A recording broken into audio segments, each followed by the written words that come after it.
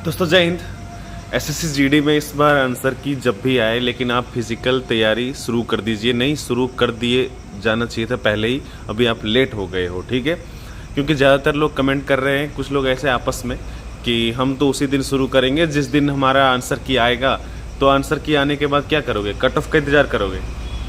नहीं ना, तो उसका इंतज़ार मत करो, ठीक है। लगे रहिए और फिज़िकल बढ़िया हो, इसके लिए जितना हो सके अपने आप को तैयार करिए, खाने पीने का ध्यान रखिए। सबसे ज़्यादा ज़रूरी है अपने सेहत का, और गाड़ी वाड़ी मत चलाइए एक्सीडेंट को लेकर के, ठीक है। इससे पहले कि हम शुरू करें कि क्या क्या सस्पेक्ट किस प्रकार से पकड़े जाते हैं, क्या क्या होता है, इससे पहले थोड़ा सा ये बता दूं आपको कि डॉक्यूमेंट वेरीफाई कैसे होता है। डॉक्यूमेंट वेरीफाई होता है जो जिस जगह से, ठीक है, जिस ऑफिस से बना होता है ना डॉक्यूमेंट। आपको पता होगा जब ज्वाइनिंग लेटर आएगा ना, तो वहाँ पे ऑफिस सील लगा होता है, ठीक है। ऑफिस सील का मतलब होता है गोल वाला मोहर।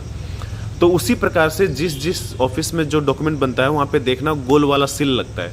इसका मतलब उस ऑफिस से बना है, तो वो उस ऑफिस में जाएगा और वेरीफाई होगा, चेक होगा कि ये इसी ऑफिस से बना था और ये जो पेपर है वो ओरिजिनल है, मतलब इसमें किसी तरह का कोई संदेह नहीं है। जैसे अभी वहाँ से आकर के सीधे चेक करते बाई पोस्ट आता है, यहाँ पे सभी जगह पे जैसे कैरेक्टर है तो थाने में जाएगा, ठीक है, एसपी ऑफिस जाएगा। अगर मतलब कास्ट है तो ब्लॉक में जाएगा, अनुमंडल में जाएगा, ठीक है। और अगर कोई जैसे अनेक्सर, ठीक है, जैसे ओबीसी या एससी एसटी का कुछ अनेक्सर में आता है, ठीक है, आई वाला आता है, ईडब्ल्यूएस वाला आता है, ठीक है। तो वो कैसे आएगा? तो वो उसी ऑफिस में आएगा और वो जो उसका फॉर्मेट है वो फॉर्मेट आएगा और चेक होगा, ठीक है। एक बात और, ईडब्ल्यूएस सर्टिफिकेट के बारे में पूछ रहे थे कि ईडब्ल्यूएस सर्टिफिकेट सर मार्च में मेरा एक्सपायर हो जाएगा। उससे कोई मतलब नहीं है, ठीक है। जब भी भर्ती आई थी उसी समय बोला गया था कि नोटिफिकेशन से पहले का होना चाहिए, तो उसमें कोई दिक्कत नहीं है, पहली बात। और दूसरी बात ये कि जब भर्ती हो रही है ना, उसी समय के प्रोसेस का जो डॉक्यूमेंट्स है वो एक्सपायर हो जाए, उससे कोई दिक्कत नहीं। जैसे ईडब्ल्यूएस सर्टिफिकेट जो है वो फाइनेंशियल ईयर का होता है, तो 2023 में 1 अप्रैल से लेकर के 2024 में 31 मार्च तक उसका डॉक्यूमेंट का मतलब एक्सपायरी है, मतलब वैलिड है, उसके बाद ख़त्म। लेकिन ज्वाइनिंग के समय वही वाला चाहिए, समझ रहे हो? ज्वाइनिंग के समय दूसरा वाला नहीं चाहिए। अभी बात करेंगे कि ये मुश्किल हुआ क्यों। तो देखो, जब भी हम भर्ती आया था ना, तभी बता रहे थे कि दूसरे स्टेट से भर्ती होना बहुत मुश्किल काम है, ऐसे फालतू का काम मत करो, पढ़ाई करो अच्छे से, ठीक है। उसमें से पता चला कि सस्पेक्ट कैसे लोग आ रहे हैं। तो देखो सस्पेक्ट कैसे आ रहे हैं, जैसे मान लो मैं झारखंड का हूँ, अभी मैं भर दूँ अगर असम से, ठीक है।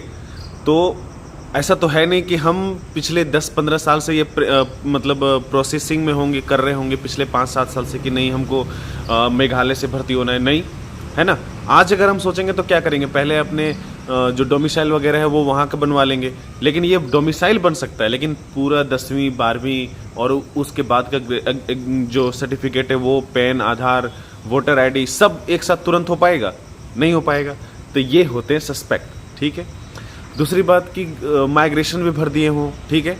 तीसरी बात, जो कुछ टाइटल अलग है, ठीक है, जैसे वहाँ का जो टाइटल है वो यहाँ का टाइटल में बहुत अंतर है। जैसे हमारे समय में क्या हुआ, जब भी भर्ती हुई थी 2021 में, मतलब 18 वाली भर्ती जब ज्वाइनिंग के समय, तो जब टेस्ट वगैरह होता था ना, स्नैप टेस्ट होता है महीने में, तो उस टेस्ट के दौरान अगर मान लो कि मेरा टाइटल कुछ है तो वो ऐसे बोलते थे, अरे ये आदमी वहाँ पे होता है क्या शाम में, समझ रहे हो। जैसे अभी किसी का नाम लेना उचित नहीं, ठीक है। तो ये सस्पेक्ट है, ठीक है। अभी दूसरा सस्पेक्ट कैसे बता दिया आपको, 10वीं का 12वीं का सर्टिफिकेट आप वहाँ से दिए हो और आप भर्ती हो रहे हो असम से, ये हो गया, ठीक है, 2 सस्पेक्ट। अभी तीसरा, जैसे जब आप ज्वाइनिंग जाओगे, जैसे कुछ लोग ये कह रहे हैं कि सर उसमें से बहुतों का नाम नहीं है और वो हैं मतलब दूसरे स्टेट से। तो देखो, जिनकी भर्ती हो गई उनका तो भगवान जाने, मतलब डिपार्टमेंट जाने, लेकिन जब भर्ती के लिए जाओगे ना तो वहाँ पे डोमिसाइल तो आप दोगे, उसके साथ साथ कई बार होता है कि आपको बताएंगे, ठीक है, अधिकारी ज़्यादा कुछ नहीं कर सकते, और मतलब जो भी बात होगी वो ऑन द मतलब पेपर पे होगी, डॉक्यूमेंट पे बात होगी। लेकिन ऐसे पूछ सकते हैं, जैसे मैं हूँ, मान लो कि मैं नागालैंड से बोल दूँ, लेकिन वहाँ की भाषा मुझे आना चाहिए ना। अगर मैं कहूँ कि मैं नागालैंड का हूँ तो वहाँ का भाषा आना चाहिए मुझे। अगर मैं कहूँ कि मैं झारखंड का हूँ तो मुझे उसकी भाषा आती है। मैं कहूँ कि अगर मैं मिजोरम का हूँ तो वहाँ की भाषा आनी चाहिए। तमिलनाडु का कहूँ, महाराष्ट्र का कहूँ, कर्नाटक का कहूँ तो उनका भाषा जो हमको आना चाहिए। ये होता है सस्पेक्ट। जब आप जाओगे वहाँ पे तो इस तरह की बात होगी, ठीक है। आज इतना ही। जय हिंद।